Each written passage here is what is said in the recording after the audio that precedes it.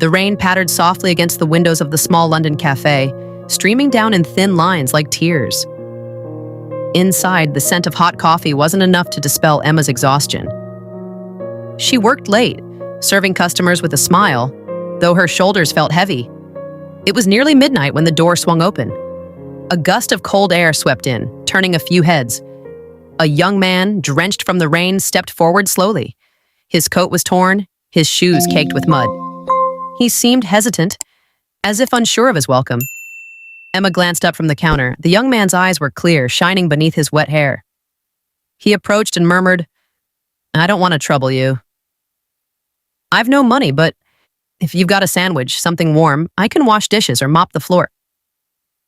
Emma hesitated. He was young, perhaps her age, but his face carried a sad story. He wasn't begging. He spoke calmly, as if he just wanted respect. She glanced at the kitchen, then at a tray with a plate of chicken and mash, a canceled order still warm. Without a word, she set the plate before him with a cup of coffee. "Someone canceled," she said. "It'd be a shame to waste it." The man blinked, surprised. "Thank you, truly," he said. Emma smiled, grabbing some napkins. "Just eat." But a harsh voice broke the silence. "Emma."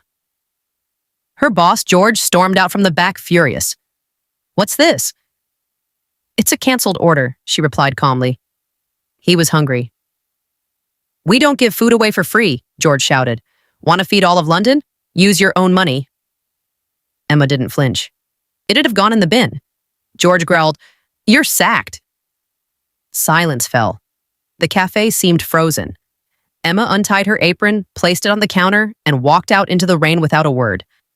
The cold hit her, but she kept walking, her thin coat against the wind. Behind her, footsteps splashed. The young man had followed. "I'll never forget what you did," he said, his voice rough. "You treated me like a person." Emma looked at him. The rain highlighted the shadows under his eyes, but something in him remained strong. "Everyone deserves to be seen," she whispered. Then she walked off into the night, unaware that this moment would change everything. In her small flat above a laundrette, Emma closed the door. The scent of soap lingered. Her cat Spark meowed from the windowsill. Emma sat on her bed, feet freezing, sacked for giving a meal. Her week's tips were already spent on Spark and a few groceries. Rent was due in 4 days, and the electricity bill was overdue. She stared at the ceiling, holding back tears. The next morning, 2 soft knocks woke her. No one was there, just a white envelope on the floor. Inside, enough money for next month's rent. A note read, "People like you deserve more than just surviving." No name, just those words. Emma thought of the young man, his clear eyes. Who was he? Why this money? Days later, returning from a charity market, Emma stopped near a church in Camden. A small crowd bustled in an alley. Volunteers handed out warm bread, socks, and plasters. Emma approached, drawn by the smell of bread. Then she saw him, clean, shaved in a dark coat, handing out sandwiches and coffee with a genuine smile. She stepped forward. "Hello," she said, hesitant. He looked up and smiled as if expecting her. "Emma," he said. "How do you know my name?" she asked. "I asked around," he replied simply. He handed her a sandwich. "Turkey and cranberry. You said it was your favorite." Emma took the sandwich, still warm. "You didn't have to." He shook his head. "You gave me my first proper meal in days. This is the first I can share." A gentle silence settled. "You've changed," she said. He laughed. "A shower and a razor help." A woman called, "James."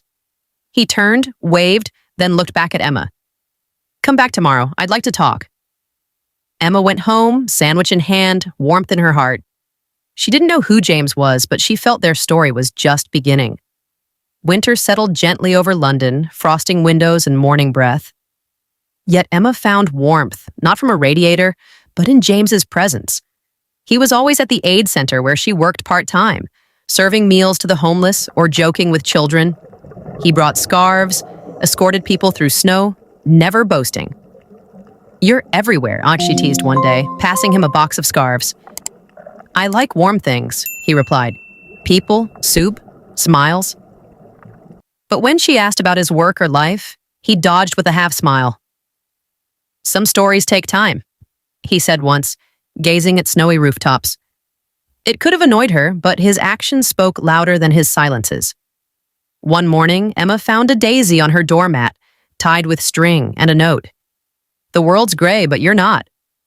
She laughed, a real laugh, and placed the flower in a pot. Their bond grew special. A glance at the center, a shared hot chocolate, a quiet moment on the church steps.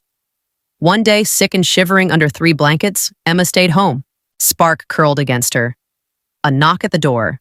No one but a basket with a thermos of soup and a note. This city's cold, especially when you're ill. Chicken soup, my mom's recipe. Eat slowly, feel loved. J. The soup, full of carrots and noodles, warmed her heart as much as her body. Their bond grew through simple gestures and honest looks. Emma still didn't know everything about James, but his mystery no longer scared her. He was there, and that mattered. One morning, a knock woke her. Emma, still in her apron, opened the door. 2 soldiers in uniform stood there, black cars lined up behind them. Emma Watson? One asked. She nodded, confused. You're expected at a ceremony. You're the guest of honor. Bewildered, she got into a car. London's streets parted for the convoy. At a barracks in Woolwich, Emma stepped out, trembling. Before her, 300 soldiers in perfect ranks saluted. At the end of the path, on a small platform, a man in uniform. James. But different, upright, decorated, Major James Harrow. Emma whispered, James, what's this? He stepped forward. I'm Major James Harrow, Special Operations. I was on a covert mission, searching for kindness in this world. Then I met you. Emma shook her head. You lied to me. No, I didn't say who I was. I wanted to see if compassion still existed. You gave me a meal, but more than that, you saw me as a person. He turned to the soldiers. These 300 soldiers are here to honor you. Your act changed everything. Emma, trembling, murmured, I'm just a waitress.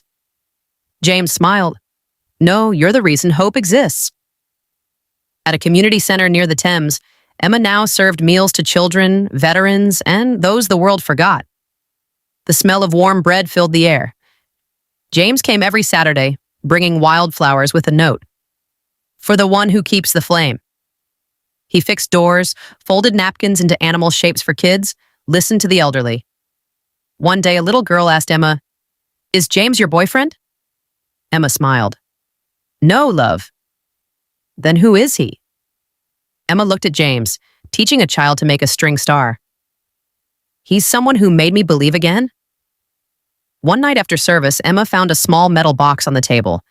Inside, a chain with a spoon-shaped pendant engraved, For the girl who fed my hope. James entered, his coat dusted with leaves. That spoon was my mother's, he said. She said a meal made with care heals more than medicine. After my last mission, I'd lost faith in everything. Then I met a waitress who gave me a meal and reminded me what hope is. Emma moved, said nothing. She brought out a simple dish, roasted vegetables, rolls, lentil soup. They ate in silence, like 2 people who knew what it was to hunger. Not just for food, but to be understood. James placed his hand on hers. Thank you for seeing me, he whispered. Emma smiled. You were easy to see. One morning, an officer knocked. Miss Emma, come outside. She stepped out, apron still dusted with flour. The street was lined with 300 soldiers saluting silently. Passers-by stopped, stunned. Emma walked forward, guided by 2 officers. Under an arch of flags, James waited, in uniform but with eyes full of love. He took the microphone. There are many ways to serve. Some carry weapons, others hope. Emma gave me both. She saw me when I was forgotten.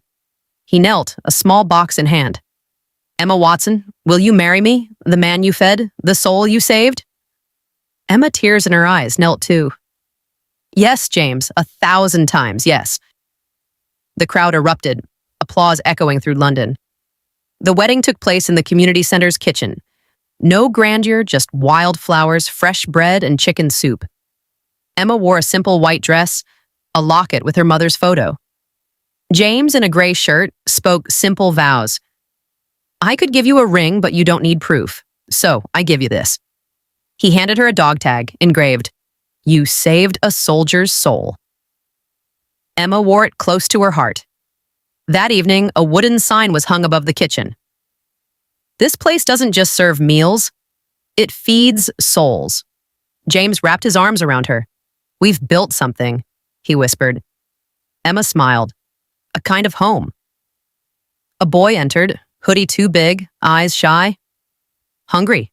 Emma asked. He nodded. Want soup and a story about kindness? He murmured. A story about a soldier? Emma smiled. I've got one. About a soldier and a woman who gave him a meal he never forgot. In that small kitchen, with laughter and bowls of soup, Emma knew she'd never have medals. But she had all she needed, purpose, love, a place where no one was invisible. And that was enough.